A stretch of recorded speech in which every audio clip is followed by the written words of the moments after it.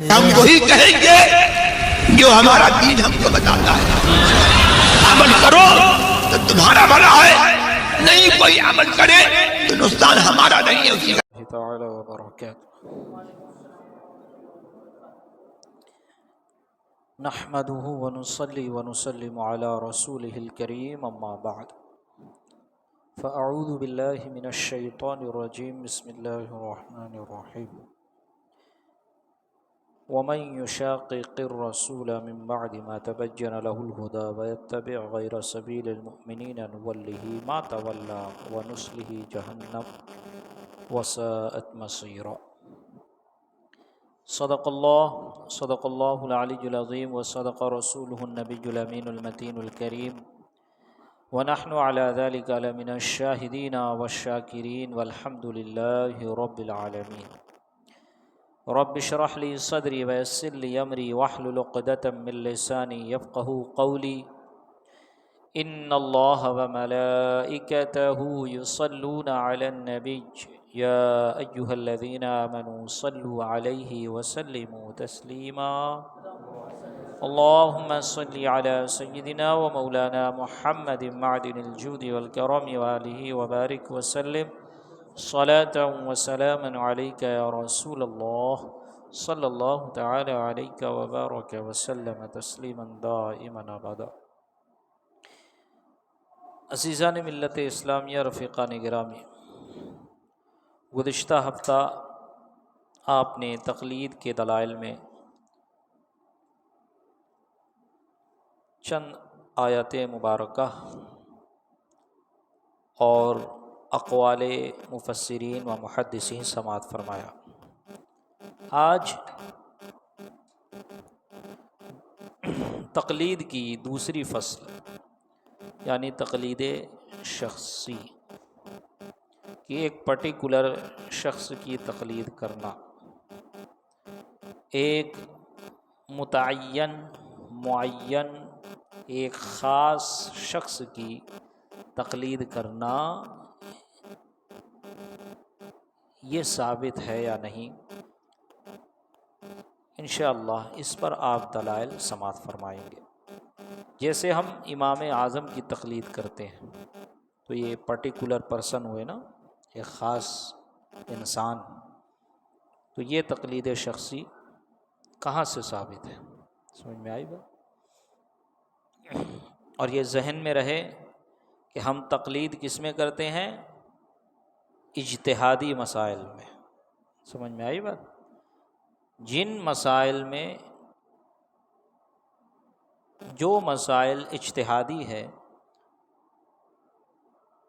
ان مسائل میں ہم امام اعظم علیہ الرحمۃ والرضوان کی تقلید کرتے ہیں. جو مسائل اجتہادی نہیں ہم اس میں ان کی تقلید نہیں کرتے. جیسے نماز کی فرضیت ہو گئی، روزے کی فرضیت ہو گئی، حج کی فرضیت ہو گئی ہے نا. نماز ہم اس لیے نہیں پڑھتے کہ امام اعظم نے کہا، بلکہ اس لیے پڑھتے ہیں کہ اللہ اور رسول کا حکم ہے. نماز کو ہم فرض اس لیے سمجھتے ہیں کہ اللہ اور رسول نے اس کو فرض کیا ہے، نہ کہ اس لیے فرض سمجھتے ہیں کہ امام اعظم نے اس کو فرض کیا. نہیں، ہم ائمہ کرام کی جو تقلید کرتے ہیں وہ اجتہادی مسائل میں کرتے ہیں کہ جہاں پر آیت کے الفاظ میں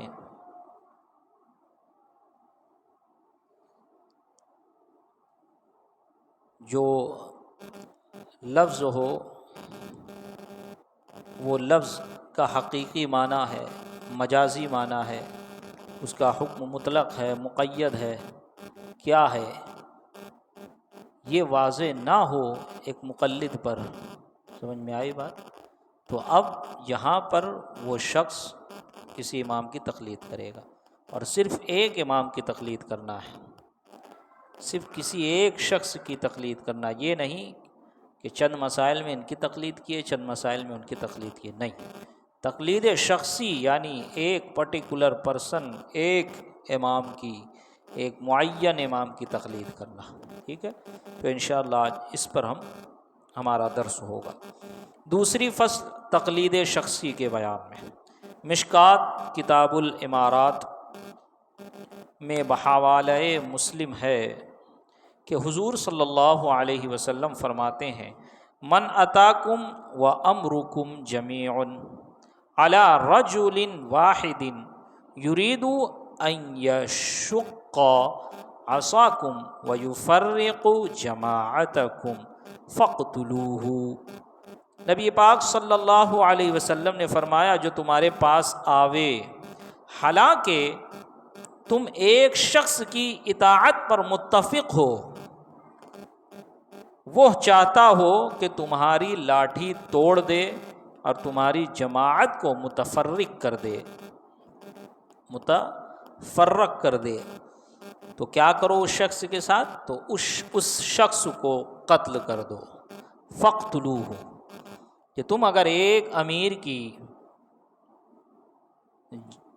امیر کی اطاعت میں جمع ہو اور کوئی شخص آتا ہے وہ یہ چاہتا ہے کہ اس امیر کی اطاعت نہ کرو، تم میں تفرقہ ڈالے، تم کو ڈیوائیڈ کرے، تمہیں تمہارے اندر اختلاف پیدا کرے، تو کیا کرو؟ اس کے اختلاف کو قبول نہ کرو، ان کی باتوں کو قبول نہ کرو، بلکہ فاقتلوہ، اس کو قتل کر کے سائڈ کر دو۔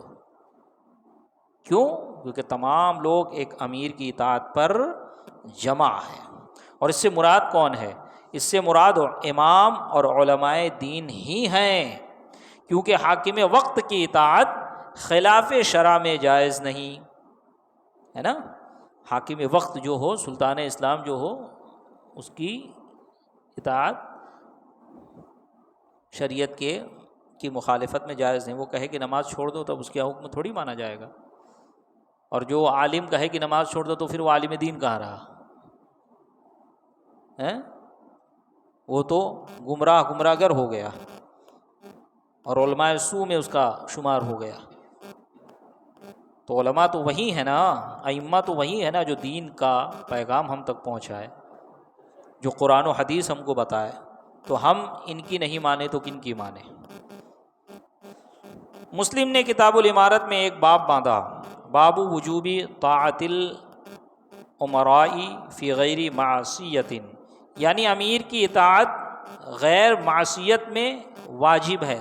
غیر معصیت میں، معصیت کہتے ہیں گناہ کو، نافرمانی کو، غیر معصیت میں ہے نا، یعنی ایسا حکم ہو جو خدا تعالیٰ کے جس میں نافرمانی نہ ہوتی ہو، غیر معصیت۔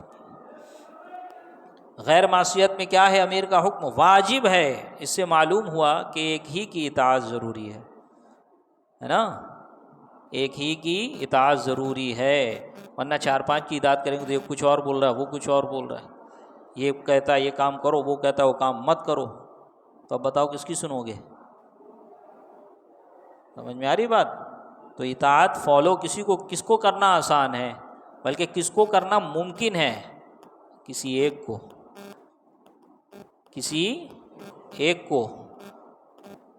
کسی ایک شخص ہی کو، کسی ایک امیر ہی کو، کسی ایک امام ہی کو فالو کرنا ممکن ہے۔ یعنی امیر کی اطاعت غیر معصیت میں واجب ہے۔ اس سے معلوم ہوا کہ ایک ہی کی اطاعت ضروری ہے۔ مشکات شریف کتاب البیوع باب الفرائض میں بروایت بخاری ہے، یہ مسلم، مشکات، یہ حدیث کی کتابیں ہیں۔ سمجھ میں آئی بات؟ نام سنے مشکات کا؟ مشکات شریف، مشکات المصابیح، مشکات شریف، مسلم شریف، بخاری شریف، ہے نا؟ کم سے کم ان کتابوں کا نام یاد رکھو۔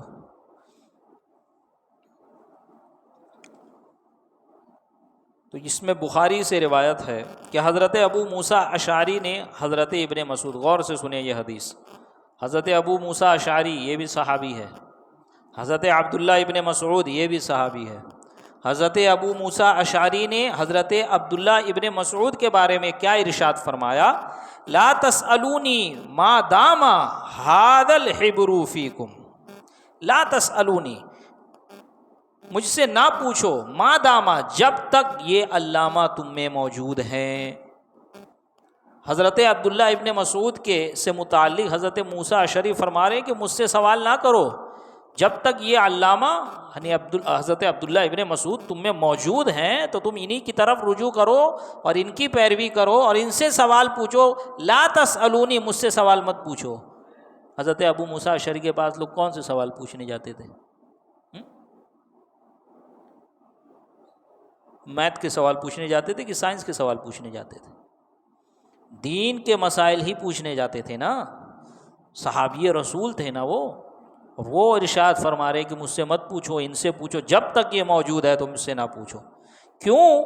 اس لیے اس سے سمجھ میں آیا، اس سے معلوم ہوا کہ افضل کے ہوتے ہوئے مفضول کی اطاعت نہ کی جائے گی. افضل، مفضول، افضل جس کی حیثیت بڑی ہو، مفضول جس سے زیادہ یعنی جو حیثیت میں کم ہو، ہے نا. دو شخص ہے، ایک افضل ہے دوسرا مفضول ہے. ایک بڑا عالم ہے ایک چھوٹا عالم ہے، تو جو بڑا عالم ہے وہ افضل، جو چھوٹا عالم ہے وہ مفضول. تو بڑے کے ہوتے ہوئے چھوٹے سے سوال نہ پوچھو، مت پوچھو. افضل کے ہوتے ہوئے مفضول کی اطاعت نہ کرے. اور ہر مقلد کے نظر میں اس کا امام افضل ہوتا ہے نا. تبھی ہم امام کی پیروی کرتے ہیں نا. امام اعظم کی ہم پیروی کر رہے ہیں اجتہادی مسائل میں، کس لیے؟ کیونکہ ہماری نظر میں وہ افضل ہے. تو ان کے ہوتے ہوئے ہم ان کی پیروی کو چھوڑ کر خود ہی سے قرآن اور حدیث پڑھ کر مسائل سمجھنے لگ جائیں اور عمل کرنے لگ جائیں تو بتائیں ہمارا انجام کیا ہوگا. حضرت ابو موسیٰ اشعری جو صحابی رسول ہیں، نبی پاک کی صحبت جنہوں نے پائی، خلفائے راشدین میں سے خلفاء کی صحبت جنہوں نے پائی، وہ حضرت عبداللہ ابن مسعود کے بارے میں کہہ رہے ہیں کہ ان کے ہوتے ہوئے مجھ سے سوال نہ کرو. تو ہم کون ہوتے ہیں؟ ہمارے پاس تو اتنا علم بھی نہیں ہے کہ ہم فقط قرآن کو پڑھ کے اس کا ترجمہ ہی سمجھ سکیں. گہرائی اور گہرائی تو دور کی بات ہے. سمجھ میں آئی بات؟ فتح القدیر یہ فقہ حنفی کی بہت ہی معتبر کتاب ہے. ہدایہ اس کی شرح ہے فتح القدیر. اس کے مصنف کو سیدی سرکار اعلیٰ حضرت کہتے ہیں علامہ ابن حمام محقق علی الاطلاق. محقق علی الاطلاق. وہ فرماتے ہیں من تولا امر المسلمین شیئا فاستعمل علیہم رجلا ویعلم ان فیہم من ہوا اولا بذلک واعلم منہ بکتاب اللہ وسنت رسولہ فقد خان اللہ ورسولہ وجماعت المسلمین. جو شخص مسلمانوں کی حکومت کا مالک ہو، غور سے سنیں ایک ایک ورڈ، یہ پوری گفتگو اوتھینٹک ہے، مستند ہے، صرف دلیل ہے، صرف مکھن بیان کر رہا ہوں میں. کیوں تم لوگوں کا انتظار کرتا ہوں اور تم لوگوں کو بیٹھا کے گفتگو کرتا ہوں، فوراً عشاء بعد میں کیوں نہیں شروع کر دیتا ہیں؟ اس لیے کہ تم لوگ پڑھے لکھے ہو، نوجوان ہو، ابھی تمہارا ذہن تازہ ہے. تم لوگ کے ذہن میں جو اعتراض آئے گا وہ سیکھنے کے لیے آئے گا، تماشا کرنے کے لیے نہیں آئے گا، فتنہ کرنے کے لیے نہیں آئے گا. اسی لیے میں تم لوگوں کو بلا کر بیٹھا کر درس دیتا ہوں. تو یہ غور سے سنیں. فتح القدیر میں کیا فرما رہے علامہ ابن حمام کہ جو شخص مسلمانوں کی حکومت کا مالک ہو پھر ان پر کسی کو حاکم بنائے، حالانکہ جانتا ہو کہ مسلمانوں میں اس سے زیادہ مستحق اور قرآن و حدیث کا جاننے والا ہے، یعنی جاننے والا موجود ہے. جس شخص کو حاکم بنایا جا رہا ہے اس شخص سے زیادہ قرآن و حدیث کو جاننے والا ایک دوسرا شخص موجود ہے. تو اس نے اللہ و رسول عز و جل صلی اللہ علیہ وسلم اور عام مسلمانوں یعنی تمام مسلمانوں کے ساتھ خیانت کی. سمجھ میں آئی بات؟ کیوں؟ اس لیے کہ حق اس کا تھا کہ اس کو حاکم بنایا جاتا، اس کو قاضی بنایا جاتا.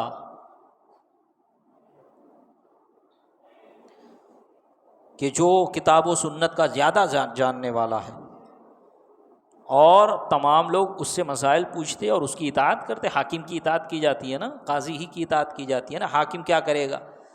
اللہ اور اس کے رسول کا احکام ہی بتائے گا نا. تو ہم ائمہ کی جو اطاعت کرتے ہیں کس معاملے میں کرتے ہیں؟ اسی معاملے میں نہ کرتے ہیں کہ وہ اللہ اور رسول کے احکام بتاتے ہیں. تو اب بتائیں, یہ اہل حدیث زیادہ قرآن اور حدیث کو جاننے والے ہیں جو 1400 1450 سال بعد پیدا ہو رہے ہیں, یا وہ ائمہ کرام جو متقی پرہیزگار اور جن کا شمار صدیقین اور صالحین میں ہوتا ہے, کہ جن کے قلم کی سیاہی کل بروز قیامت شہداء کے خون کے برابر تولی جائے گی؟ وہ زیادہ لائق فائق ہیں, وہ زیادہ افضل ہیں, وہ زیادہ مستحق ہے کہ ان کی پیروی کی جائے کہ ان نالائقوں کی.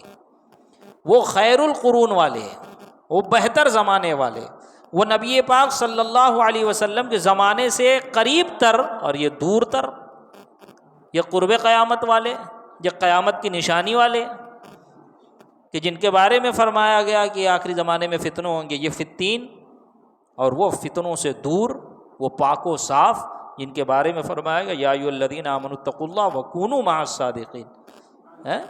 وہ صادقین کی جماعت والے, ایمان والو اللہ سے ڈرو اور سچوں کے ساتھ ہو جاؤ.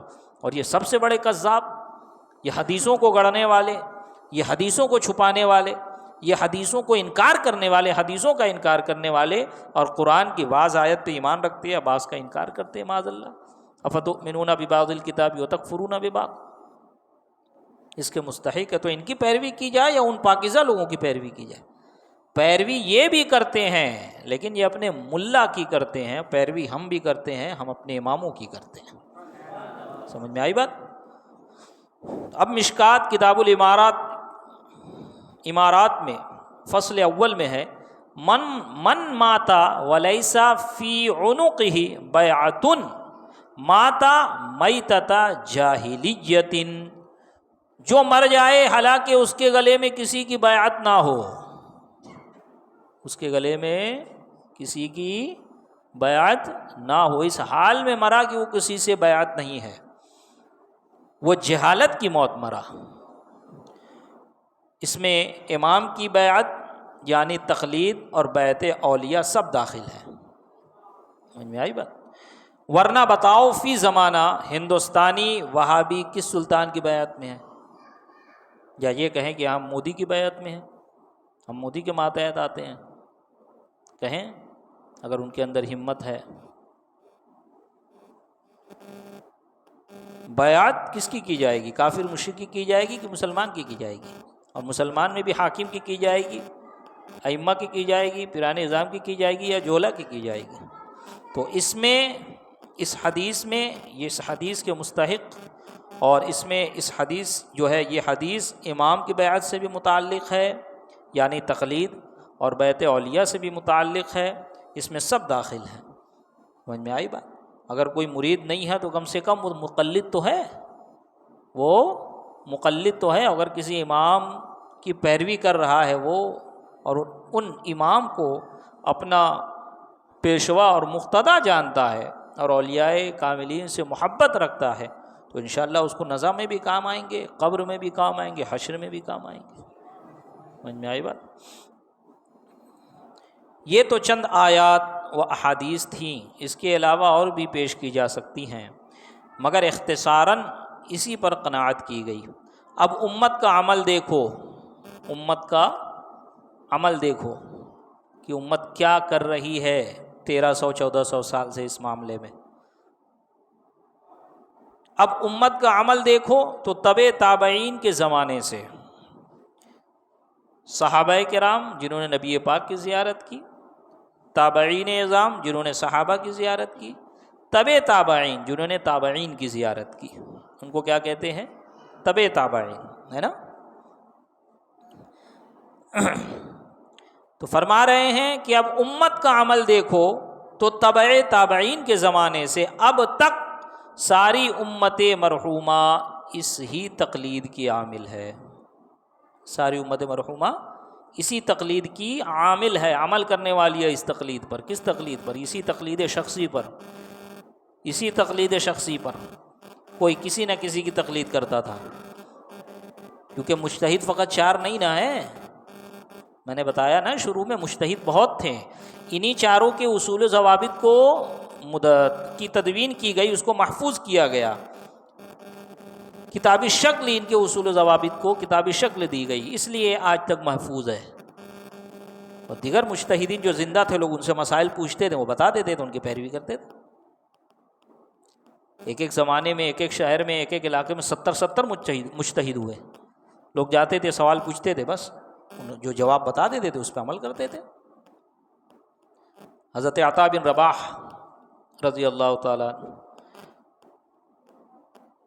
حضرت ابن عمر کے ہوتے ہوئے خلیفہ نے حکم دیا حج کے زمانے میں کہ عطا بن رباح کے علاوہ کسی سے حج کے مسائل نہ پوچھے جائے، کسی سے حج کے مسائل نہ پوچھے جائے۔ اگر یہ ناجائز و حرام ہوتا تو حضرت عبداللہ ابن عمر اس کو برداشت کرتے؟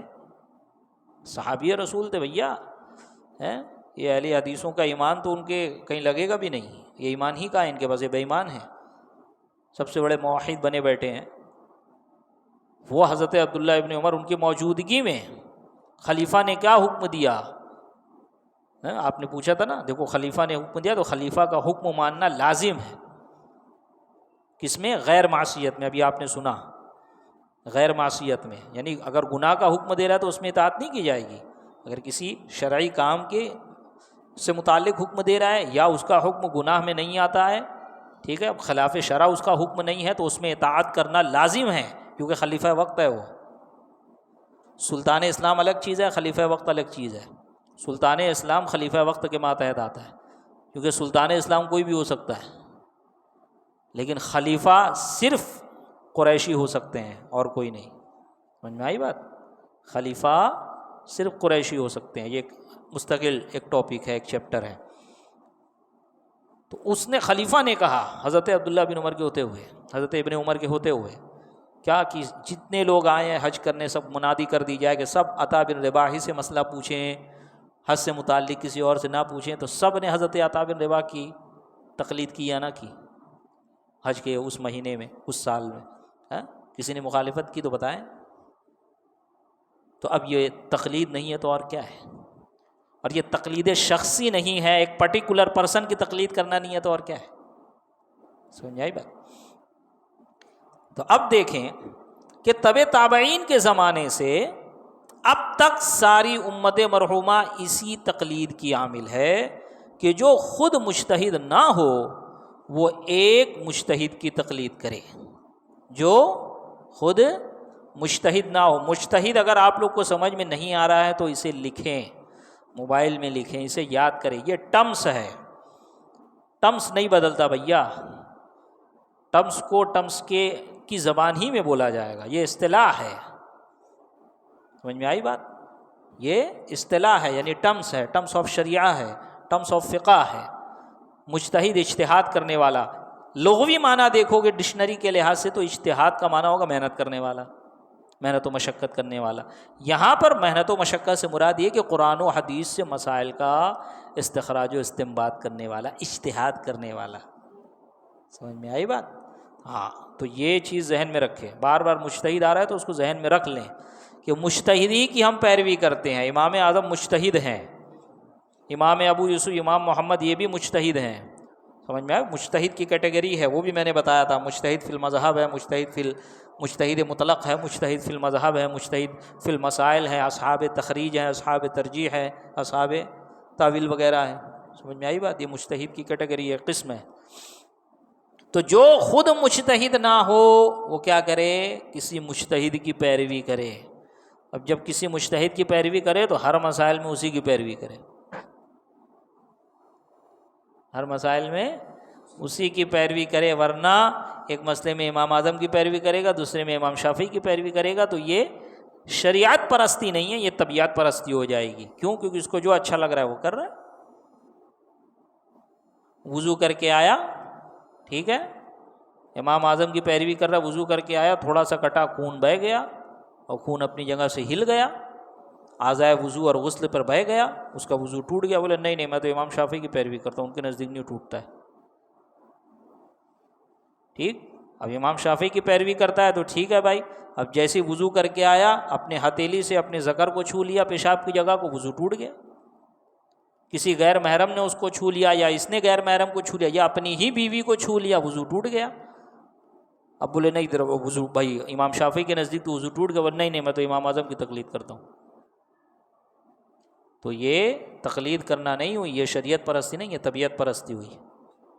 سمجھ میں آئی بات؟ اور تم چاہو کہ چاروں کی پیروی کرو تو بتائیں ذرا پھر کس طرح اس مسئلے کا حل نکالو گے؟ ہاں اگر کوئی حنفی ہے اور اس کا وضو امام شافعی کے مذہب کے مطابق ٹوٹ جائے، کیا جیسا کہ اس نے وضو کے بعد یا وہ وضو سے ہے اور اس کا ہاتھ اس کی ہتھیلی سے اس نے بغیر کپڑے کے حائل اپنے شرمگاہ کو چھو لیا، یا یہ کہ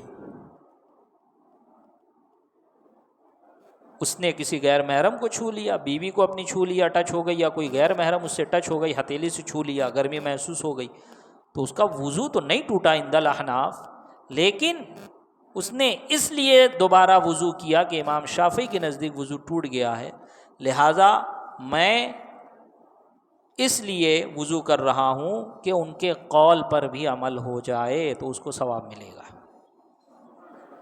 سمجھ میں آئی بات؟ اسی طرح شافعی اگر اس کو خون بہہ گیا، اس کو معلوم ہے کہ میرے مذہب کے مطابق وضو نہیں ٹوٹا، لیکن وہ اس لیے وضو کر لے کہ امام اعظم کے نزدیک وضو ٹوٹ گیا ہے تو اس کو ثواب ملے گا، کیونکہ یہ شریعت پرستی ہوئی، طبیعت پرستی نہیں ہوئی۔ سمجھ میں آئی بات؟ کیونکہ یہ معصیت میں اپنے آپ کو معصیت کی طرف ڈالنا نہیں ہوا، گناہوں کی طرف اپنے آپ کو ڈالنا نہیں ہوا، یا گناہوں میں اپنے آپ کو گرانا نہیں ہوا، بلکہ اس سے اللہ کی رضا چاہ رہا ہے، وہ راہ فرار اختیار نہیں کر رہا ہے نا۔ وضو کرنا اچھا کام ہے برا کام ہے؟ اچھا کام ہے، نیکی کا کام ہے، ثواب کا کام ہے۔ بندہ نیت کر کے اور کیا نام ہے بسم اللہ پڑھ کر وہ وضو کرے اور نماز پڑھنے کے لیے وضو کرے تو کتنی اس کی فضیلتیں آئی ہیں۔ تو لہٰذا یہ تبع تابعین اس کے زمانے سے اب تک چلا رہا ہے کہ کیا تقلید کی جا رہی ہے، کس کی؟ مجتہدوں کی۔ جو خود مجتہد نہ ہو وہ مجتہد کی تقلید کرے، اور اجماع امت پر عمل کرنا قرآن و حدیث سے ثابت ہے۔ اجماع یعنی تمام امت اس پر جمع ہے، متفق ہے کہ یہاں یہی کام کرنا ہے، تقلید کرنا ہے۔ تبع تابعین کے زمانے سے تمام امت سمجھ میں آ رہی یہ بات؟ 1200-1300 سال یا 1100 سال سے یا 1000 سال سے بھی پکڑو تو تمام امت اس بات پر متفق ہے کہ اس بات پر کہ جو مجتہد نہ ہو وہ مجتہد کی تقلید کرے، اور اجماع امت پر عمل کرنا یا اجماع امت کے خلاف جانا، اس کی مذمت قرآن شریف میں آئی۔ اللہ تعالیٰ نے قرآن مجید میں ارشاد فرمایا وَمَن يُشَاقِقِ الرَّسُولَ مِن بَعْدِ مَا تَبَيَّنَ لَهُ الْهُدَىٰ وَيَتَّبِعْ غَيْرَ سَبِيلِ الْمُؤْمِنِينَ نُوَلِّهِ مَا تَوَلَّىٰ وَنُصْلِهِ جَهَنَّمَ وَسَاءَتْ مَصِيرًا۔ اور جو رسول کی مخالفت کرے، وَمَن يُشَاقِقِ الرَّسُولَ، جو رسول کی مخالفت کرے بعد اس کے کہ حق راستہ اس پر کھل چکا، سیدھا راستہ، حق کا راستہ اس پر کھل چکا ہے، اس کے باوجود وہ رسول کی کیا کر رہا ہے؟ مخالفت کر رہا ہے، اور مسلمانوں کی راہ سے جدا ہو کر راستہ چلے، مسلمانوں کی راہ سے جدا راستہ چلے، الگ راستہ چلے، ڈیفرنٹ، جو مسلمانوں کی راہ ہے اس راہ پر نہ چلے، ہم اس کو کیا کرے گا اللہ تعالیٰ اس کے ساتھ؟ جو شخص نبی پاک کی مخالفت کرے، ہے نا، بعد اس کے کہ حق کا راستہ، حق اس پر واضح ہو چکا، حق کا راستہ کھل چکا، اور مسلمانوں کی راہ سے ہٹ کر دوسرے راستہ چلے، تو اب اللہ تعالیٰ اس کو کیا کرے گا؟ اس کے ساتھ کیا معاملہ کرے گا؟ فرماتا ہے نُوَلِّهِ مَا تَوَلَّىٰ، ہم اس کو اسی کی حالت پر چھوڑ دیں گے، جس راستے پہ جا رہے ہیں نا وہ اسی پر اس کو چھوڑ دیں گے، وَنُصْلِهِ جہنم، اور مرنے کے بعد اٹھا کے جہنم میں ڈال دیں گے، اور اس کو دوزخ میں داخل کریں گے، وساءت مصیرا، اور کیا ہی بری جگہ ہے پلٹنے کی۔ جہنم اچھی جگہ ہے؟ کبھی کسی کو دیکھا دعا مانگتے ہوئے یا اللہ جہنم میں اچھا مقام عطا فرما؟ ہے جس نے بھی دعا کی جہنم سے پناہ مانگ، اللہم انی اعوذ بک من النار، اللہ ہم تجھ سے جہنم کی آگ سے پناہ مانگتے ہیں۔ تو اچھا ٹھکانہ ہے برا ٹھکانہ ہے؟ اسی کو قرآن کہہ رہا ہے وسعت مصیرہ، کیا ہی بری جگہ ہے پلٹنے کی۔ جو مسلمانوں سے کٹ کر الگ راہ چل رہا ہے، اللہ تعالیٰ کیا فرما رہا ہے، جب کٹ کے راہ چل گیا جبکہ اس پر حق کھل چکا۔ اسی لیے میں کہتا ہوں نا کہ حق واضح ہونے کے بعد بھی اہل سنت والجماعت حق پر ہے، یہ واضح ہونے کے بعد بھی اگر کوئی گمراہیت قبول کرتا ہے وہ پلٹ کے نہیں آتا، اللہ تعالیٰ اس کو اپنی حالت پہ چھوڑ دیتا ہے، الا ماشاء اللہ، الا ماشاء اللہ، جس کے حق میں ہدایت لکھی ہے، سمجھ آئی بات؟ پھر وہ پلٹ کر نہیں آتا بھیا۔ اسی لیے اتنے بار بار علماء کرام کو دیکھیں نا آپ، ایک زمانے تک علماء سے شکایت کی گئی، کیا پتہ تم لوگ کو معلوم ہونا ہو، شاید یہ بڑے حضرات بیٹھے ہیں لوگ سنے ہو، یہ لوگ جانتے ہو کہ کیسی تقریر کرتے ہیں علماء، اس طرح تقریر نہیں کرنا چاہیے۔ لوگ تو تقریر سن کے وہابی ہو جاتے ہیں، تقریر سن کے غیر مقلد ہو جاتے ہیں، تقریر سن کے دیوبندی ہو جاتے ہیں، اتنا نہیں بولنا چاہیے۔ اسی لیے بولا جاتا ہے کہ تھوڑی سی گمراہیت آئی نا تو ختم معاملہ۔ گمراہیت نے جہاں تمہارے گھر میں جگہ بنا لی، پھر وہ آپ کو جتنا لایا جائے اب ہاں مانتا ہوں صحیح بات ہے، لیکن ایسا نہیں کرنا چاہیے، سمجھ میں آئی بات؟ تو لہٰذا اسی لیے کہا جاتا ہے مسلمانوں کی جو راہ ہے اس راہ پہ چلو، اور قرآن فرما رہا ہے مسلمانوں کی راہ سے ہٹ کر کوئی راہ نہ بناؤ، اور یہ اجماع ہے مسلمانوں کا، اس پر امت مسلمہ کا اجماع ہے کس بات پر، کہ ایک مجتہد کی تقلید کی جائے۔ اگر کوئی شخص یہ کہتا ہے، اگر کوئی شخص، اب ایک بات یہاں پر میں کہہ دوں، ہو سکتا ہے ذہن سے نکل جائے، پہلے وہ کہہ دوں کہ اگر کوئی تم کو یہ کہے، آپ حضرات سے کوئی یہ کہے کہ بھائی یہ آیت صحابہ کرام کے زمانے میں نازل ہوئی، تو یہاں پر سبیل المؤمنین مسلمانوں کے راستے سے مراد صحابہ کرام کا راستہ ہے، صحابہ کے بعد والوں کا نہیں۔ تو ذرا خود سوچو آپ، کیا یہی ایک آیت صاحب نبی کریم کے زمانے میں نازل ہوئی یا پورا قرآن نازل ہوا ہے؟ تو کوئی کھڑے ہو کے کہہ دے اگر کہ تم ایک آیت کی بات کرو، پورا قرآن تمہارے نبی کے زمانے میں نازل ہوا، تو وہ صحابہ کے لیے تمام احکام ہے، ہم لوگ کے لیے کچھ نہیں، ہم لوگ چھٹکارا پا گئے، تب کیا کرو گے؟ تو جس دلیل سے تم یہ ثابت کرو گے نا کہ قرآن کی ہر لفظ، ہر حرف قیامت تک کے لوگوں کے لیے ہدایت ہے، اور اس کا حکم قیامت تک کے لیے لوگوں کے لیے ہے، تو اسی دلیل سے ہم یہ ثابت کریں گے کہ یہ آیت بھی تقلید اور مقلدین حضرات کے حق میں ہے، جو اس کے خلاف کرے گا اس کی مذمت اس آیت میں ہے۔ سمجھ میں آئی بات؟ جو بھی آیت ہو، یہی ایک آیت نہیں، بہت سی آیت ہیں، جو میں اس لیے کہہ رہا ہوں کہ یہ ذہن میں رکھ لو، یہ اعتراض کہہ رہے وہ تو اس وقت نازل ہوئی تھی نا، تو صحابہ کرام مراد ہے اس سے۔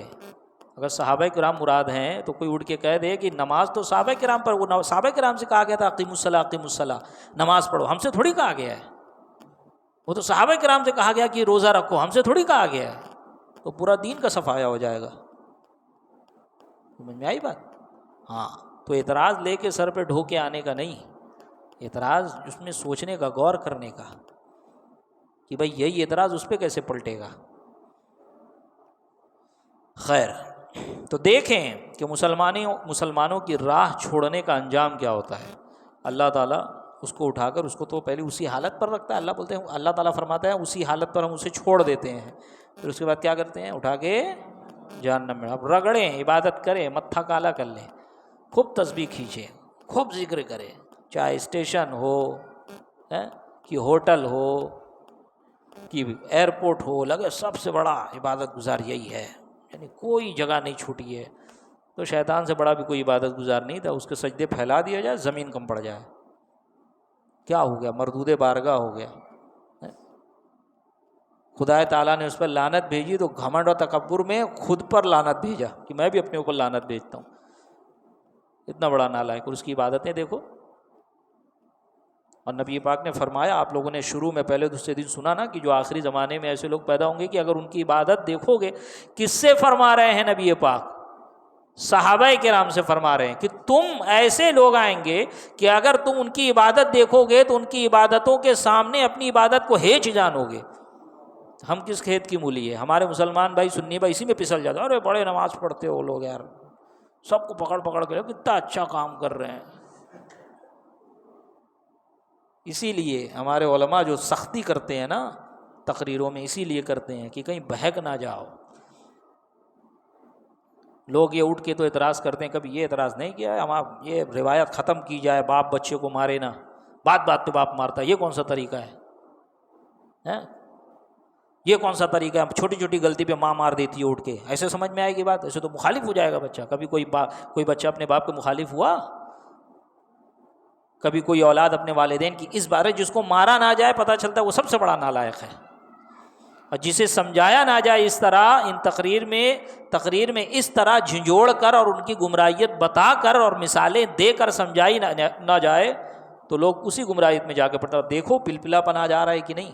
اسی وجہ سے آ رہا ہے کہ ائمہ نے، علماء نے، اور جو مبلغ بنے بیٹھے ہیں، دین کے مبلغ ہو یا کسی کمیونٹی کے خاص مبلغ ہوں، ان لوگوں نے اس چیز کو چھوڑ دیا ہے. کس چیز کو؟ رد بد مذہبہ کو. میں انشاءاللہ آپ لوگوں کو سناؤں گا کہ کس چیز پر ہمارا اور ان کا اختلاف ہے. یہ تو صرف تقلید کی بات ہے نا، جیسے جیسے آگے بڑھے گی بات میں تم لوگوں کو بتاؤں گا کہ ان کے عقائد کتنے گندے ہیں، کن چیز سے اصل جھگڑا کیا ہے اہل سنت والجماعت اور ان خارجیوں کا. یہ درود فاتحہ کا جھگڑا تھوڑی ہے خالی، یہ عقائد کی جنگ ہے. انہوں نے ایسے عقیدے گڑھے کہ اس سے پہلے کبھی کسی مسلمان نے نہیں بنائے. اور یہ وہی لوگ ہیں جن کے بارے میں حدیث میں ابھی آپ نے سماعت فرمایا کہ اگر تم جماعت تمہاری ایک امیر پر متفق ہو اور کوئی تمہیں توڑنے آئے تو اسے قتل کرو، تو ان کو بھگایا جائے گا. اسی لیے مرتد کا حکم یہ ہے کہ اس کو قتل کیا جائے گا. اور آج ہمارا مسلمان انہی مرتدوں کے ساتھ رشتہ داری کر رہا ہے، ان کی بیٹی لا رہا ہے، اپنی بیٹی دے رہا ہے، منہ اٹھا کے دعوت کھانے جا رہا ہے. معلوم ہے کہ یہ اس کے گندے عقیدے ہیں. کم سے کم اتنا تو ہوتا ہے کہ ہر عامی جو وہابی دیوبندی ہوتے ہیں، آپ لوگ بھی جانتے ہوں گے، ہم کو کیا چڑھاتے ہیں؟ قبر پوجوا، بولے یا رسول اللہ پکارنا شرک ہے. ان پر شرک و کفر کا فتویٰ ہر آدمی لگا رہا ہے ان کا. تو جو ایسا کرے گا کم سے کم کفر فقہی سے نہیں بچے گا. وہ ایسے شخص کے یہاں جا کے دعوت کھانا، ایسے شخص سے رشتہ داری رکھنا، ایسے شخص کے یہاں اپنی لڑکی دینا، ان کی لڑکی لانا، دنیا بنانے کی چکر میں. حدیث کا مفہوم ہے، ایک جگہ میں حدیث پڑھا بارے شریعت میں نے اپنا اسٹیٹس بھی لگایا تھا کہ سب قیامت میں سب سے گھاٹے میں وہ شخص ہوگا کہ جس نے کسی دوسرے کی دنیا بنانے کے لیے، کسی دوسرے کی دنیا کے لیے اپنی آخرت خراب کر لی. سمجھ میں آئی بات؟ تو یہ چیز ہم اسی لیے اتنی سختی کرتے ہیں کہ کہیں آپ لوگ بہک نہ جائے، ہماری عوام غربائے اہل سنت بہک نہ جائے. جب بندہ مریض ہوتا ہے تو اس کو ایک دن میں اچھا نہیں کیا جاتا ہے، پورا کورس دیا جاتا ہے، اور کورس چھوٹ جائے تو پھر سے اسٹارٹ کیا جاتا ہے نا. بعض مرض ایسے ہیں، ایک موٹی سی مثال ٹی بی کا مرض لے لو، 18 مہینہ دوا کھانا، ایک دن دوا کا گیپ ہو گیا اگر تو پھر سے کاؤنٹنگ شروع کرو. کیوں؟ کیونکہ مرض جیسا علاج ویسا. بد مذہبیت اس سے بڑی بری بیماری ہے. جب مہر لگ جائے دل میں نا تو پھر کسی کی بات سمجھ میں نہیں آتی. اللہ ماشاء اللہ، جسے اللہ توفیق دے. خیر چلیں آگے سماعت فرمائیں. تو جس سے معلوم ہوا، اس آیت کریمہ سے معلوم ہوا کہ جو راستہ عام مسلمانوں کا ہو اس کو اختیار کرنا فرض ہے، اور تقلید پر مسلمانوں کا اجماع ہے. تو تقلید فرض ہوئی کہ نہیں؟ مجتہد اپنے اجتہاد پہ عمل کرے گا، وہ کسی دوسرے کی تقلید نہیں کر سکتا. لیکن جو مجتہد نہیں ہے وہ مجتہد کی تقلید کرے گا. مشکات باب الاعتصام بالکتاب والسنت، صفحہ نمبر 30 پہ ہے. اتبعوا السواد الاعظم فانه من شذ فی النار. یہ حدیث بھی تقلید اور دیگر معمولات اہل سنت اور ضروریات اہل سنت پر دلیل کی حیثیت رکھتی ہے. کیا؟ کہ بڑے گروہ کی پیروی کرو. اتبعوا سواد الاعظم، سواد اعظم یعنی بڑا گروہ. آج بھی دنیا میں سب سے زیادہ کون ہے مسلمانوں میں؟ بریلوی ہیں. بریلوی فکر کے لوگ ہیں. ہندوستان میں جن کو بریلوی کہا جاتا ہے، پاکستان میں جن کو بریلوی کہا جاتا ہے، بر صغیر میں جن کو بریلوی کہا جاتا ہے، کہیں پر جیسے عرب کنٹری وغیرہ میں ان کو صوفی کہا جاتا ہے. کیا کہا جاتا ہے؟ صوفی کہا جاتا ہے. یہ صوفی نام میں صرف فرق ہے یا پہچان میں صرف فرق ہے. وہاں صوفی سے پہچانے جا رہے ہیں یا بریلوی اور مسلک اعلیٰ حضرت سے پہچانے جا رہے ہیں. دونوں کے عقائد ایک ہیں. دونوں کے عقائد ایک ہیں. بہت سے کیا بلکہ اکثریت اہل سنت والجماعت کی ہے. اکثریت. تو یہی تو سواد اعظم ہے. آج کے ڈیٹ میں آپ دیکھ لو تو آپ کیا کہو گے کہ یہ 5% 10% ہے، یہ لوگ حق پر ہے، باقی کروڑوں کی تعداد میں مسلمان کافر و مشرک ہے معاذ اللہ. 250 کروڑ میں یہ چند کروڑ مسلمان، باقی 1.5 ارب غیر مسلم کافر مرتد معاذ اللہ ثم معاذ اللہ. اور مسلمان اتنی بڑی تعداد، سواد اعظم. حدیث شریف فرما رہی ہے، حدیث سے ثابت ہو رہا ہے کہ کبھی گمراہیت پر مسلمان جمع نہیں ہو سکتے. گمراہیت پر مسلمان جمع نہیں ہو سکتے. موازنہ کر لو آپ. اگر اتنی ہی بڑی تعداد ہے ان کی تو جا کے غیر مسلموں کو مسلمان کرے نا. بریلوی اور اہل سنت والجماعت کے پیچھے کیوں پڑے رہتے ہیں؟ آج بھی ہندوستان میں، آج بھی پاکستان میں سب سے زیادہ جو تعداد ہے وہ ہم اہل سنت والجماعت کی ہے، جو سیدی سرکار اعلیٰ حضرت کو فالو کرتے ہیں عقائد میں. سمجھ میں آئی بات؟ تو کیا فرمایا؟ اتبعوا سواد الاعظم، کہ بڑے گروہ کی پیروی کرو. فإنہ، اس لیے کہ کیونکہ جو جماعت مسلمین سے علیحدہ رہا وہ علیحدہ کر کے جہنم میں ڈالا جائے گا.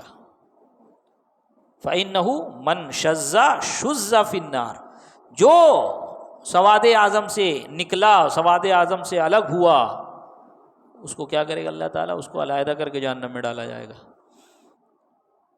نیز حدیث میں آیا ما رآہ المؤمنون حسنا فهو عند اللہ حسن، جس چیز کو، جس بات کو مسلمان اچھا جانے تو اللہ تعالیٰ بھی اس کو پسند کرتا ہے. جس چیز کو مسلمان پسند کرے اللہ تعالیٰ اس کو پسند کرتا ہے. تو اب بتائیں، اتنا بڑا گروہ مسلمانوں کا 1000 سال سے تقلید چلی آ رہی ہے، 1000 سال سے وسیلہ پکڑا جا رہا ہے، 1000 سال سے بھی زائد مزارات پر حاضری دی جا رہی ہے، اور اس کو مسلمان اچھا سمجھ رہے ہیں. اور جسے مسلمان اچھا سمجھے اسے اللہ بھی اچھا سمجھتا. اب یہاں پر کوئی یہ کہے، الٹی بات کرے کہ معاذ اللہ اگر کوئی مسلمان، اگر مسلمان، تمام مسلمان کسی گناہ کو پسند کرنے لگے، کفر کو پسند کرنے لگے، شراب کو پسند کرنے لگے، بت کو پسند کرنے لگے، بت کی عبادت کو پسند کرنے لگے، تو کیا مسلمانوں کی پیروی کی جائے گی؟ تو اس نالائق سے پوچھو کیا وہ مسلمان رہے گا؟ اور ایک مثال وہ ان 1450 سال میں دے دے. ایک مثال کہ کسی گناہ پر، کسی کفر پر تمام امت کا اتفاق ہو گیا ہو، معاذ اللہ ثم معاذ اللہ، کس کو کر سکتے ہیں؟ ایک مثال نہیں دے سکتا. اور ہم ہزاروں مثال دے سکتے ہیں کہ تمام امت کن کن مسائل پر متفق رہی ہے. کیوں؟ کیونکہ ایک دلیل، ایک اصول ہمیں مل گیا ہے. نبی پاک نے فرما دیا ایک دم صاف و شفاف لہجے میں کہ حرام وہ جس کو اللہ تعالیٰ نے حرام کیا، حلال وہ جس کو اللہ تعالیٰ نے اپنی کتاب میں حلال کیا، اور اس کے علاوہ جس میں اللہ تعالیٰ نے سکوت فرمایا، نہ اس کو حرام کہا نہ حلال کہا اس کو، تو اب وہ سب کیا ہے؟ وہ مباح ہے، وہ تمہارے لیے حلال ہے، تم اسے کر سکتے ہو. تو پتہ چلا کہ دلیل حرمت کی ہونی چاہیے، دلیل حرمت کی ہونی چاہیے. اگر تم کہہ رہے ہو یہ چیز حرام ہے، ناجائز ہے، کفر ہے، دلیل کیا ہے؟ قرآن کی کس آیت میں اس سے منع کیا؟ کس حدیث میں نبی پاک نے اس چیز سے منع کیا؟ سمجھ میں آئی بات؟ یہ چیز. خیر، تو اب دیکھیں کہ جس کو مسلمان اچھا جانے وہ اللہ کے نزدیک بھی اچھا ہے۔ اب دیکھنا یہ ہے کہ آج بھی اور اس سے پہلے بھی عام مسلمان تقلید شخصی ہی کو اچھا جانتے آئے ہیں، تقلید شخصی ہی کو اچھا جانتے آئے ہیں اور مقلد ہی ہوئے۔ آج بھی عرب و عجم میں مسلمان تقلید شخصی ہی کرتے ہیں۔ سمجھ میں آ رہی بات؟ عرب و عجم میں عرب کے علاوہ جتنے علاقے وہ سب عجم، یعنی پوری دنیا میں مسلمان کیا کر رہے ہیں؟ تقلید شخصی ہی کر رہے ہیں اور کرتے ہیں۔ اور جو غیر مقلد ہوا وہ اجماع کا منکر ہوا، جس نے تقلید کو چھوڑا وہ اجماع کا منکر ہوا، ہے نا؟ وہ اجماع امت کا انکار کرنے والا ہوا، اجماع کو توڑنے والا ہوا۔ اگر اجتماع کا اعتبار نہ کرو، یعنی اجماع کا اعتبار نہ کرو، اجتماع کا اعتبار نہ کرو، تمام امت کے اتفاق کا اعتبار نہ کرو، تو خلافت صدیقی و فاروقی کس طرح ثابت کرو گے؟ خلافت صدیقی و فاروقی کس طرح ثابت کرو گے؟ خلافت صدیقی و فاروقی پہ اجماع امت ہے، اجماع صحابہ ہے، تمام صحابہ کا اجماع ہے کہ ہاں انہی کو خلیفہ بنایا جائے، اسی لیے ان کا منکر کافر ہے۔ کیوں؟ کیونکہ امت کا اجماع ہے، اور امت کا اجماع دلیل ہے، تو امت کا اجماع اس بات پر بھی ہے کہ تقلید شخصی کی جائے گی۔ سمجھ میں آئی بات؟ ہاں۔ اگر اجتماع کا اعتبار نہ کرو تو خلافت صدیقی و فاروقی کس طرح ثابت کرو گے؟ وہ بھی تو اجماع امت سے ہی ثابت ہوئی، یہاں تک کہ جو شخص ان دونوں خلافتوں میں سے کسی کا بھی انکار کرے وہ کافر ہے۔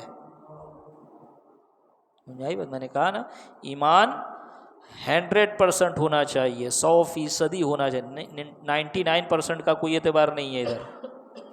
سمجھ میں آئی بات؟ دنیاوی معاملات میں 90 کے پار لاؤ تو اٹھا کے سلامی کریں، یہاں 100% ہونا ضروری ہے۔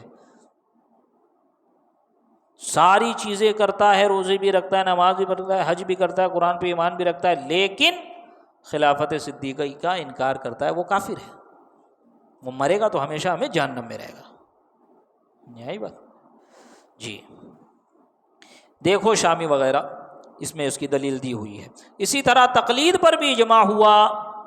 تفسیر خازن زیر آیت وَكُونُوا مَعَ الصَّادِقِينَ، اس آیت کے تحت ہے کہ حضرت ابو بکر رضی اللہ تعالیٰ عنہ نے انصار سے فرمایا کہ قرآن شریف نے مہاجرین کو صادقین کہا، اولئک هم الصادقون، اور پھر فرمایا وَكُونُوا مَعَ الصَّادِقِينَ، یعنی حضرت ابو بکر دلیل دے رہے ہیں ان کو، انصار کو، یہ انصار، اللہ تبارک و تعالیٰ نے قرآن نے مہاجرین کو جو مکہ سے یہاں ہجرت کر کے آئے مدینہ، ان کو کیا کہا؟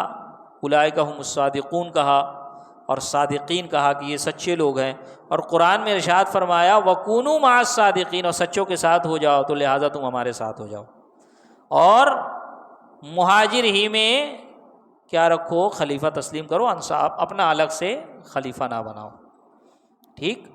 وَكُونُوا مَعَ الصَّادِقِينَ، سچوں کے ساتھ رہو، لہٰذا تم بھی علیحدہ خلافت نہ قائم کرو، ہمارے ساتھ رہو۔ ایسے ہی میں غیر مقلدوں سے کہتا ہوں، صاحب کتاب کہہ رہے ہیں کہ سچوں نے تقلید کی ہے، تم بھی ان کے ساتھ رہو، مقلد بنو اور غیر مقلدیت کا راستہ چھوڑ دو۔ اب یہاں پر ایک عقلی دلیل دے کر اپنی گفتگو مکمل کر رہے ہیں۔ یہ دلیل انہوں نے اس طرح کی گفتگو شروع میں بھی کی تھی کہ دنیا میں انسان کوئی بھی کام کرے بغیر دوسری کی پیروی کے نہیں کر سکتا، ہے نا؟ قرآن و حدیث آپ بغیر پیروی کے قرآن و حدیث پہ عمل کرو گے، لیکن یہی بات آپ اپنے بچے کے لیے نہیں سوچ سکتے کہ اس کو اسکول نہیں بھیجوں گا، گھر میں خود میں ہی پڑھا دوں گا، اس کو اسکول نہیں بھیجوں گا، انجینئر ایسے ہی بنا دوں گا میں، یا یہ کہ خود ہی بن جائے گا انجینئر۔ آپ بھی بناؤ گے تو آپ کی پیروی کرے گا نا وہ، آپ اس کو پڑھاؤ گے تو جو پڑھاؤ گے وہی سیکھے گا نا، آپ اس کو جو بتاؤ گے اسی پہ عمل کرے گا نا، تو آپ کی پیروی کیا کہ نہیں؟ آپ کو فالو کر رہا ہے نا۔ تو کوئی بھی کام لے لو، آپ یہاں اگر کمانے کے لیے آئے ہو، کوئی نیا کام آپ سیکھو گے نا، کہ اپنے اندر اس کا سافٹ ویئر ڈالو گے کھوپڑی کھول کے کہ کل تو دکان پہ جانا ہے، آج رات میں ڈال لیتا ہوں، نہیں نا، سیکھو گے تو جو کوئی سکھائے گا نا، کون سکھائے گا؟ جو ماہر ہوگا، جس کو آتا ہوگا، تو آپ اس کو فالو کرو گے، تو تقلید ہوئی کہ نہیں ہوئی؟ لیکن یہ تقلید شرعی نہیں ہے. تقلید ہے لیکن تقلید شرعی نہیں ہے. تو تقلید دنیا سے خالی نہیں ہے بھیا، تقلید دنیا سے خالی نہیں ہے. کسی نہ کسی کی پیروی تم کر رہے ہو.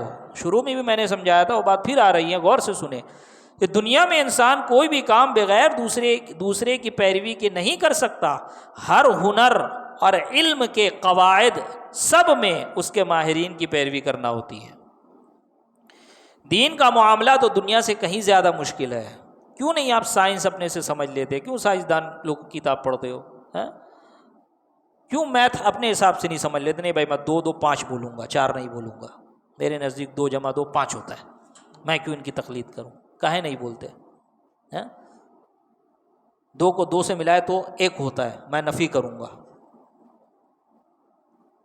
حالانکہ قرآن و حدیث سے کہیں نہیں ثابت اس طرح کی باتیں، ہے نا. قرآن و حدیث میں کہاں فرمایا گیا کہ سائنسدانوں کی تقلید کرو، جو میتھ جانتا ہے ان کی تقلید کرو، لیکن اس سے منع بھی نہیں فرمایا، ہے نا. جو چیز شریعت سے نہیں ٹکرائے گی شریعت اس میں بولتی کوئی بات نہیں. اسی لیے تو اسلام میں کیا ہے؟ مساوات ہے. اسلام اسی وجہ سے تو پھیلا ہے، ورنہ عرب ہی کا کلچر ہوتا تو ہم لوگ سب ابھی عربی جبے پہن کے گھوم رہے ہوتے اور واللہ حبیبی واللہ حبیبی کر رہے ہوتے. اور ذرا سوچیں کہ اگر ایسے ہی ان پر ان کے جو کلچر اسلام سے نہیں ٹکراتا ہے اس پر سختی کی جاتی تو اسلام دنیا میں پھیلتا. اسلام اس چیز کو باقی رکھتا ہے جو چیز شریعت سے نہیں ٹکرا. ہاں کرنا ہے کرو، کوئی بات نہیں. سمجھ میں آئی بات؟ کیوں؟ کیونکہ شریعت میں اس کی ممانعت نہیں ہے. ابھی میں نے اس دن بھی مثال دی تھی، آپ لوگ کالج پڑھتے ہو، کوئی بھی سبجیکٹ، اسکول پڑھتے ہو، 12ویں میں جاتے ہو، 9ویں 10ویں میٹرک، اور اس کے بعد انٹر میں جاتے ہو، تو کئی ایک سبجیکٹ پڑھتے ہو نا. تو ہر سبجیکٹ کا کوئی ایک فاؤنڈر رہتا ہوگا نا، اور اسی کو حوالے میں اسی کے جو ہے اس نے جو اپنی کتابوں میں اور اپنے اصول و ضوابط میں جو مینشن کیا اس کو ذکر کیا جاتا ہے نا کہ اس نے ایسا کہا. ڈکشنری میں بھی اگر دیکھا جائے، پروناؤنسیشن میں اگر دیکھا جائے، انگلش ہو یا کوئی بھی زبان ہو، اس نے اس کو ایسا لکھا، اس نے اس کو ایسا پڑھا، اس کا حوالہ دیا جاتا ہے. کیوں؟ کیونکہ وہ ماہر ہے. تو بھیا دنیاوی معاملات میں تم پیروی کر رہے ہو، دین تو دنیا سے زیادہ سخت تر ہے. اس میں اگر پیروی نہیں کرو گے تو سیدھا گڈھے میں جاؤ گے. اور قرآن نے فرما دیا کہ جب مسلمانوں کے راستے کو چھوڑ کر چلو گے تو کہاں جاؤ گے؟ اللہ تعالیٰ اٹھا کے سیدھا جہنم میں ڈالیں. ٹھیک، چلیں آپ سماعت فرمائیں، گفتگو مکمل کروں میں. دنیا میں انسان کوئی بھی کام بغیر دوسرے کی پیروی کے نہیں کر سکتا. ہر ہنر اور علم کے قواعد سب میں اس کے ماہرین کی پیروی کرنا ہوتی ہے. دین کا معاملہ تو دنیا سے کہیں زیادہ مشکل ہے، اس میں بھی اس کے ماہرین کی پیروی کرنا ہوگی. علم حدیث میں بھی تقلید ہے کہ فلاں حدیث اس لیے ضعیف ہے کہ بخاری نے یا فلاں محدث نے یا فلاں محدث نے فلاں راوی کو ضعیف کہا ہے نا. یہ مثال میں نے پہلے بھی دی تھی. یہ خالی ان کو امام اعظم اور فقہ میں ہی تقلید جو ہے ان کو معاذ اللہ گندی لگ رہی ہے اور اس پر اعتراض ہو رہا ہے. حدیث میں جو یہ تقلید کرتے ہیں، کس حدیث میں نبی پاک نے فرمایا کہ یہ حدیث میری ضعیف ہے، وہ حدیث میری قوی ہے، وہ حدیث میری حسن ہے، وہ حدیث میری صحیح لذاتی ہی ہے، وہ حدیث میری صحیح لغیر ہی ہے؟ کس حدیث میں نبی پاک نے فرمایا؟ یہ جو تم کہتے ہو یہ حدیث ضعیف ہے ضعیف ہے ضعیف ہے، اس کو خود حدیث سے کیوں نہیں ثابت کرتے؟ کیوں ضعیف ہے؟ تو یہی کہو گے امام بخاری نے. تو امام بخاری کون ہے؟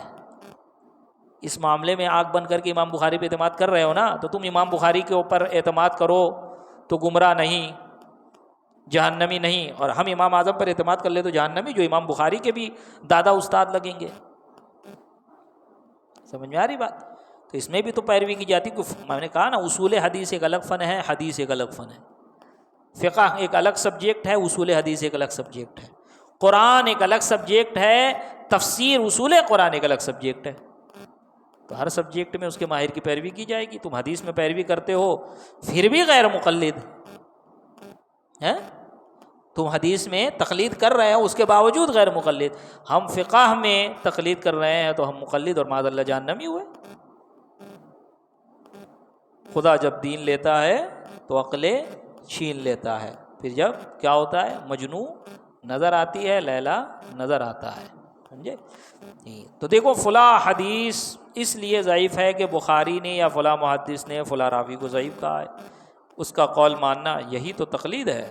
قرآن کی قرأت میں قاریوں کی تقلید ہے، قرأت سبا سنا ہوگا نا، 7 قرأت ہے، 7 قرأت ہے، فلاں قاری نے اس طرح پڑھا، فلاں قاری نے اس طرح پڑھا۔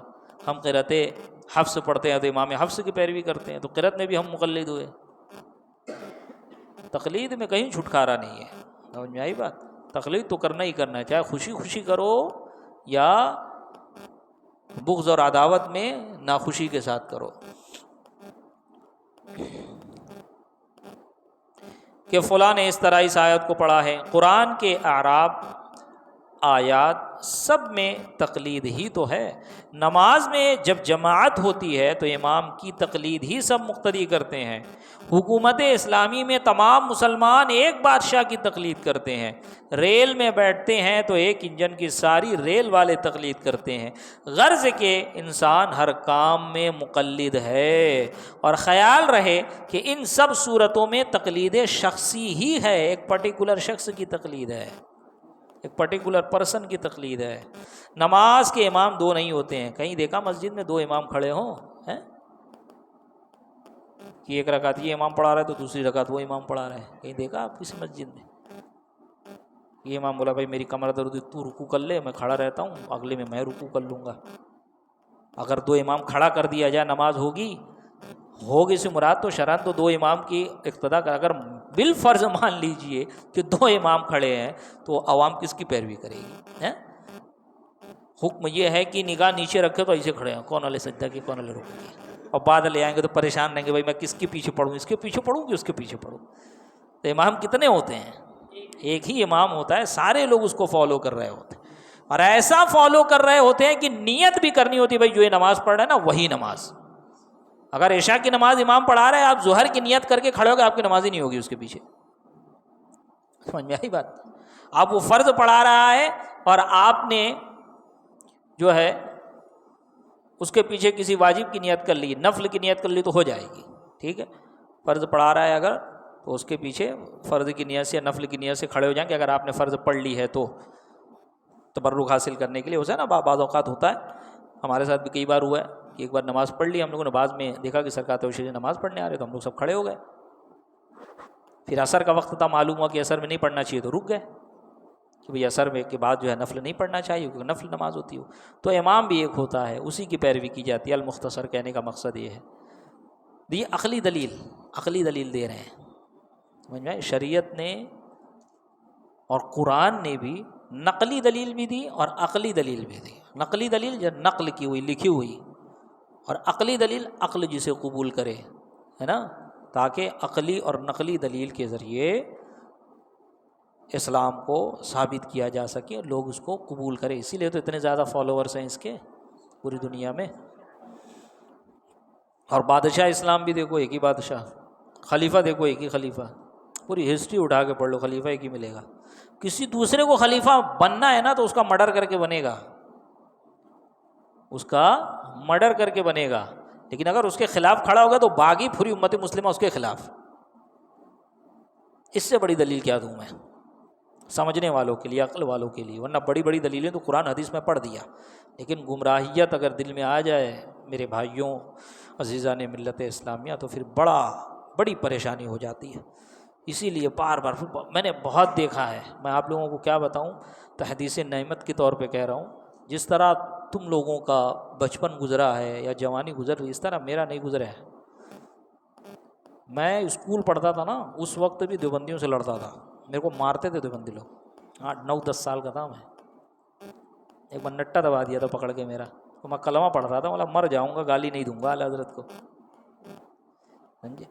ہم لوگوں کا زمانہ جو تھا اور بھیونڈی کا ماحول بھی اس وقت بہت اچھا تھا، اب ہر جگہ کا ماحول خراب ہوتے جا رہا ہے۔ خود میں نے کہا نا، گھر کے بزرگ اپنے بچوں پہ دھیان نہیں دے رہے،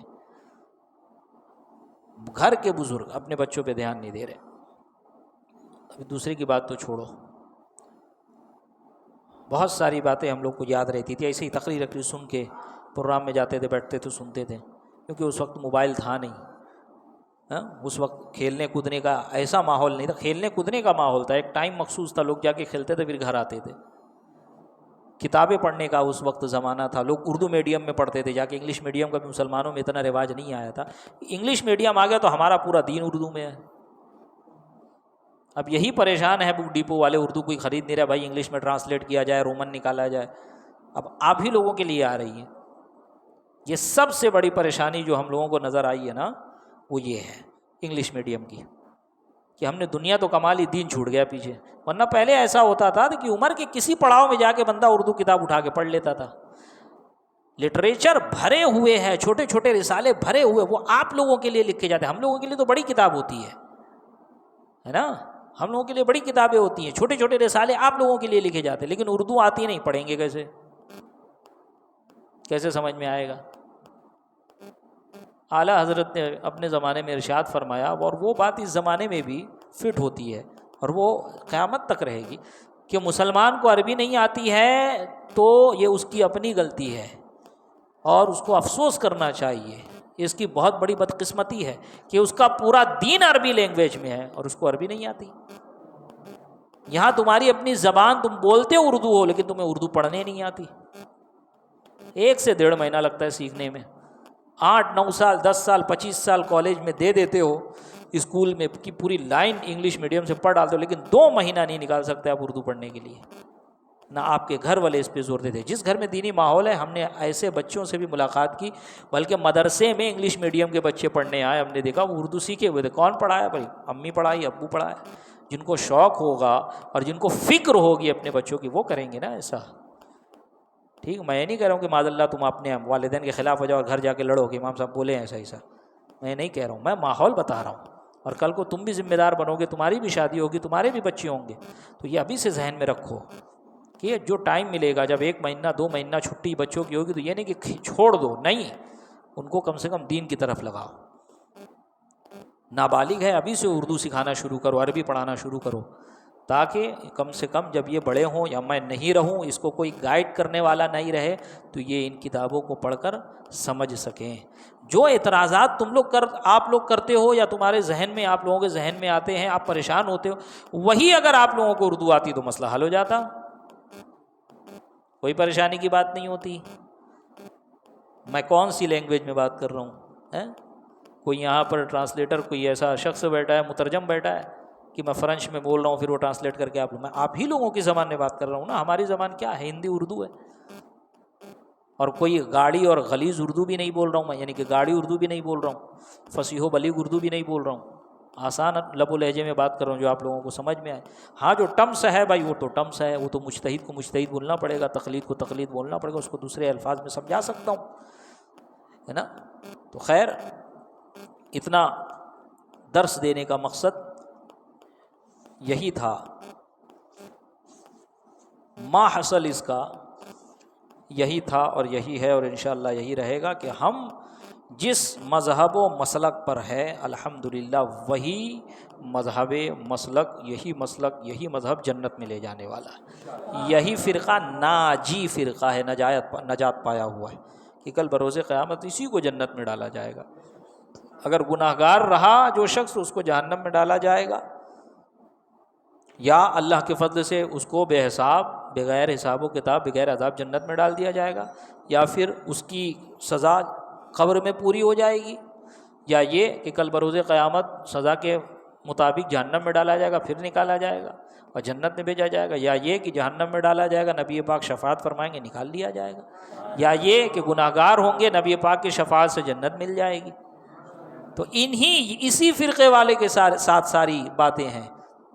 خالی مسلمان کہہ کے گزر نہیں جانے کا، مٹھی مٹھی بات نہیں کرنے کا، اور نہ مٹھی مٹھی بات سننے کا، اور جو ایسی بات کرے تو اس سے پوچھنے کا بھی، یہ مسلمان سے مراد کون ہے۔ اس لیے میں دعا بھی مانگتا ہوں جمعہ میں، تو کہتا ہوں جتنے ہمارے سنی صحیح العقیدہ مسلیان ہیں، میرے پاس نہ تو بد مذہبوں کے لیے نرم دل ہے، نہ میٹھی زبان ہے، نہ ٹھنڈا دماغ ہے، الحمدللہ، بچپن سے ایسے ہی ہوں میں۔